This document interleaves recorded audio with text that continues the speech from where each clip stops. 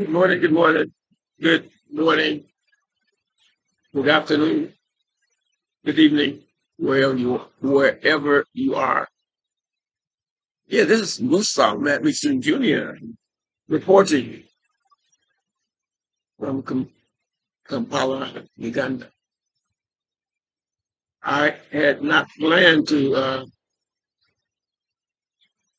do a video or planned to do a broadcast today, but I decided that I should do one. And I thought that maybe I should do this broadcast on a concept called integrity. What is integrity? I think integrity has something to do with a way of conduct. It has something to do with discipline. It has something to do with a concept of morality, a concept of what is right and what is wrong. Integrity. I think integrity has something to do with honor and respect. And I think that if each individual, if each human soul had a sense of integrity, I think that would make that human being a better person. I think integrity has something to do with standing up for what is right and walking away from what is wrong. I think integrity has something to do with choices, the choices that we make in life, the choices we make individually, the choices we make at a particular time.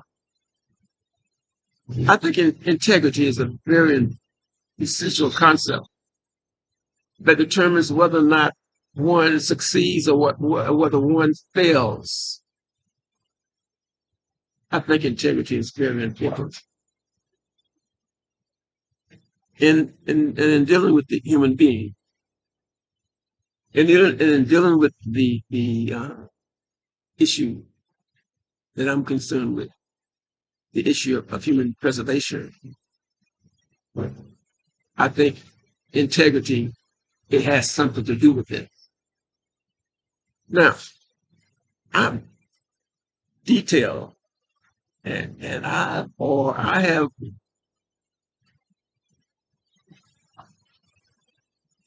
discovered three variables. These three variables which I would use to see if I can figure out a way to come up with a formula that can save humanity. And I think saving humanity has something to do with the behavior of individuals, the behavior of humanity. What is humanity doing to cause these type of things to happen? I accept the idea of karma. Karma, it means basically what comes around goes around. That for every act, there's a reaction. And that for every wrong that we commit, then we may as well expect that wrong to be committed against us. And every righteous thing that we do, then we can expect a similar type of righteousness that comes in our direction. So I believe in the concept of karma. That is, what I do will determine my destiny.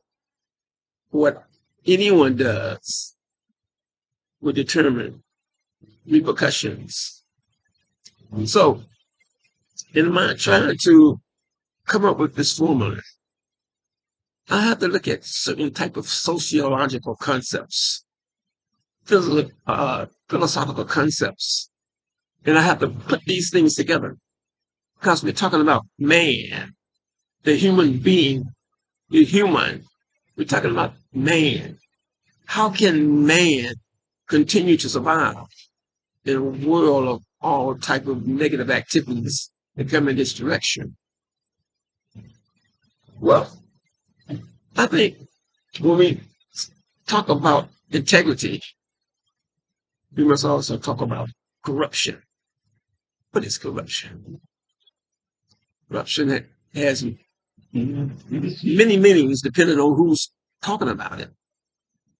But my understanding of corruption is basically breaking the law. Right. Breaking the law that man made, breaking the law that religious law, the law going against the system. I think corruption has something to do with doing clandestine activities against another human being. And I think that one of the major issues that holds Africa down is corruption. But then you have to ask yourself, why is Africa so prone to corruption? What makes people do these things? And in most cases, they think that they're going to get away with it. But in the long run, they do these wrong things, thinking that they're going to get away with it. But eventually they are discovered. You see, all men are not fools. Some men are fools, but all men are not fools. Here's a man, and he's committed a corrupted act. So what he has to do is he has to figure out a way to cover up this corruption, and he gets deeper and deeper and deeper into this corruption state, and he goes. First, he makes he commits an act of corruption. Then, once the act of corruption is committed, then the next step is to conceal the corruption. But there are other natural elements that exist as we do the things that we do. See, one has to understand why. But there are so many people who are locked up. They can't go anywhere. Why are so many people in positions of imprisonment? Well, I think basically what happens here is an attitude of, I don't care. It's an attitude of, so what? That I think that is what exists in the mind of those who have accepted a lifestyle of corruption. I think they say within themselves, so what? Because some continue to commit those acts of corruption. Now, how does that have anything to do with E equal MC squared? And then mind trying to discover, mind trying to detect a formula to save humanity from self-destruction. Well, I think if you have been following, you see that I'm in what we call an exploratory stage. I'm convinced that I have the right variables here, but still, I'm still exploring. So in order to come up with a formula for humanity, I must consider all angles of humanity, all angles of how humanity interact and react, and the things that men do individually, and what men do in a community of men. I'm still searching for those operations. Okay, now I have the three variables. I'm convinced that I have the right variables. But then now, what I'm trying to do now is figure out what type of operations. What are the operations? Okay, you got the three variables. Let's go back to the E equal MC squared, right? I'm thinking about my children's play. This is entitled E equal MC squared rock and roll. But let's narrow it down back to E equal MC squared. That's where we started. Now, we started with that formula which I contend is the formula which was instigated man's contemplation for the destruction of humanity. And so what I'm trying to do is come up to find the formula that says this is how man can withstand an attack. Or I'm trying to show that how can we save humanity given the reality? How can we save humanity given the factors, given the other variables? Now, I think that if Einstein could come up with three variables, E equal mc squared. E is a variable. E, energy. M, mass. C, speed of light. With those three variables, and I'm sure there were with multiple operations, then man was able to come up with a bomb of mass destruction. And now that bomb is even more powerful than the initial one. So, okay, if Einstein, my contention is that if Einstein used three variables, then I think that I have my three variables. I have my three variables. If you recall from my last discussion, I indicated that the formula that I am seeking has always been there. Just as the formula that Einstein discovered, E equal mc squared, it existed before Einstein. It's just that Einstein discovered it. Now, going on the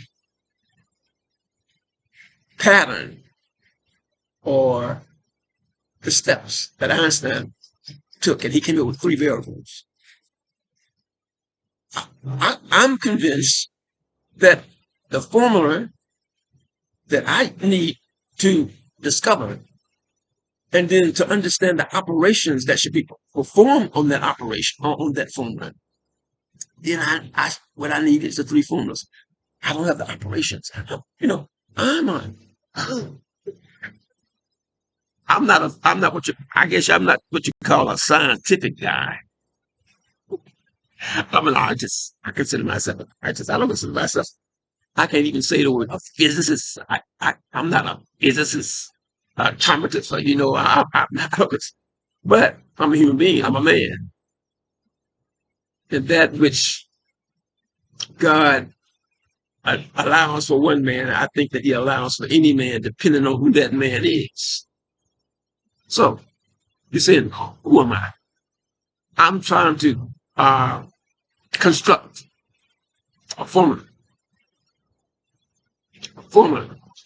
to save mankind. There's a formula. Einstein found the formula to destroy mankind. Who was Einstein but a man? Who was Einstein but a man in a condition? So when he looked at that E equal mc squared, he looked at it as a man. So I should be able to come up with a formula to save mankind. How do I do that? I think it's in contemplation and meditation. I have to look at all type of sociological concepts, all those scientific concepts which I should be able to understand. I should be able to come up with these sociological concepts and these scientific concepts, and then I should be able to search like Einstein did and find the operations. Once I get those variables, what are the operations of those variables? Now, when we look at E equal mc squared, okay, we see the variables, that operation equal mc squared. Mc squared, that means m multiplied by c, which is the speed of light. That's m is the variable, c is the variable, and then on the other side of the equation, you got E on one side of the equation, and then you got mc squared on the other side of the equation. Okay, an operation. We're talking about an operation. I mean, anybody, any little teenager, any little child who knows mathematics knows that when you say 2 plus 2, that's an operation of addition, or an operation of division, or when you get into mathematics, it's all other types of operations. So I have 3 variables. Now, when we look at E equal mc squared, it's more than E equal mc squared. When we look at that formula, we're looking at a summary of the total concept. It's that equation is just a summary, because many things happen in the course of the operation of that equation. Many things happen. There are many operations. There are many things going on with this equation. But to make it, to simplify it, we say E equal mc squared, but it's much, much, much more than that. Those are the operations. Those are the operations that I'm exploring. Those are the operations that I'm investigating. I'm saying, okay, I got my 3 variables. L, love. C, communication. I, infinity. I got my 3 variables. But it's much, much, much, much, much more. But the 3, as we conceive it, is much, much, much more. Okay. In my last lecture,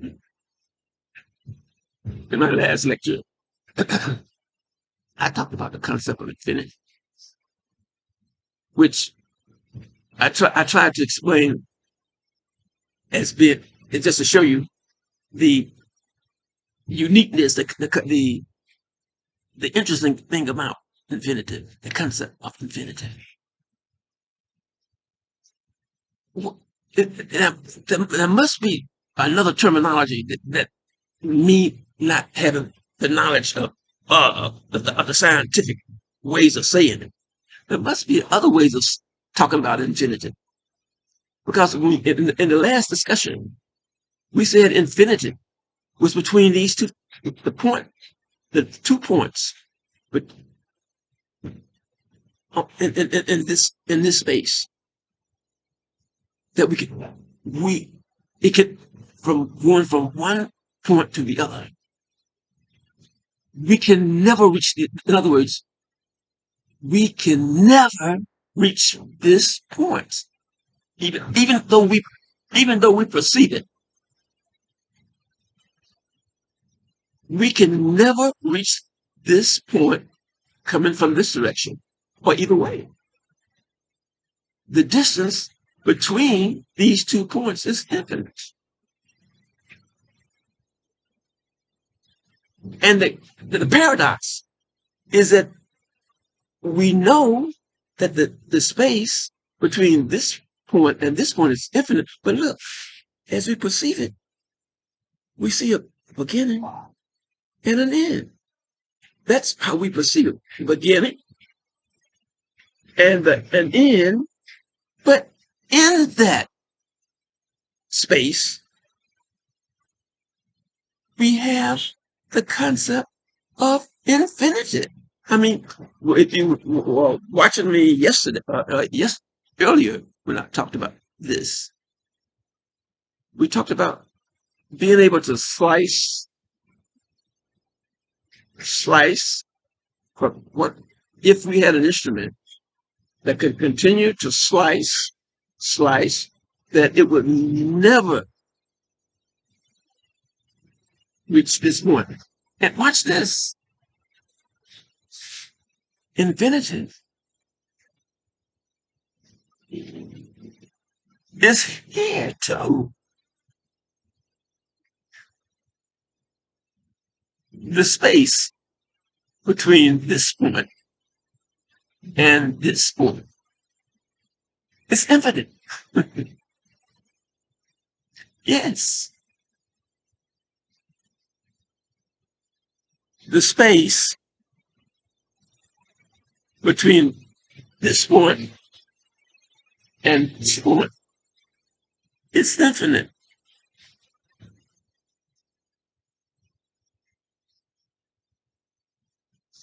The space between this point and this point is infinite. The space between this point and this point is infinite. What are we talking about here? I mean, when we perceive it, when we perceive these things, now, look, we're getting close. Look how close we are getting to the law of relativity. Look how close. Look at where we're at. So I know that by my focusing on the concept of infinity, then something has to be discovered. Let's do it again. The distance from this point to this point is infinite. And even as I get closer, the distance between those 2 points is infinite. Infinite. Infinite. Infinite. Infinite.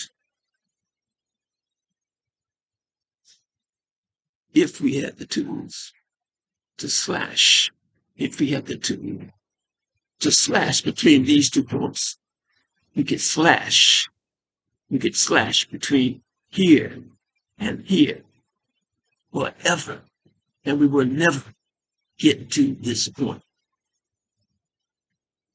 Infinity, infinity, infinity, infinity, infinity. So, in this, right now, I am beginning to understand the concept of relativity, which has something to do with Einstein's theory, E equals mc squared. As I understood it, in when I was in academics, when I was a student, and when I was seriously, even now, this theory is called the theory of relativity. Remember, I have the issues with this, but I'm sure those who understand what I'm trying to say. Relativity. E equals mc squared. It's the theory of relativity. So, when Einstein began to deal with this concept, E equal MC squared. And then somewhere in this, awareness came the idea of relativity, which means that everything is relative.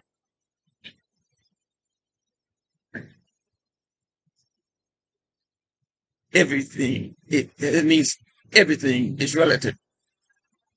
I think, but I can say this, that we are talking about relativity. Now, by my being able to acknowledge infinitive and then acknowledge that infinitive is relative, I've established it here.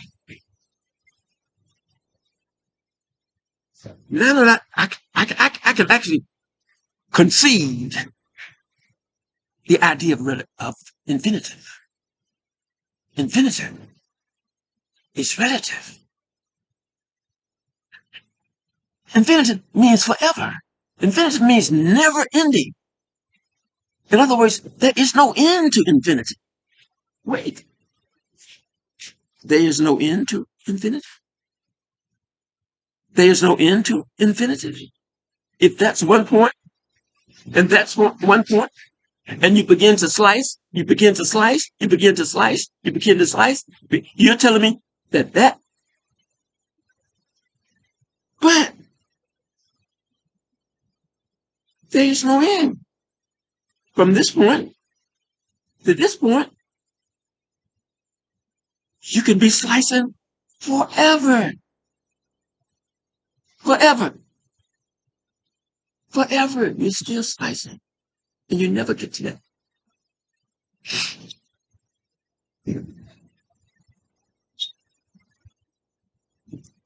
This is MUSAU MattmeachamJR signing off in Kampala, Uganda, East Africa.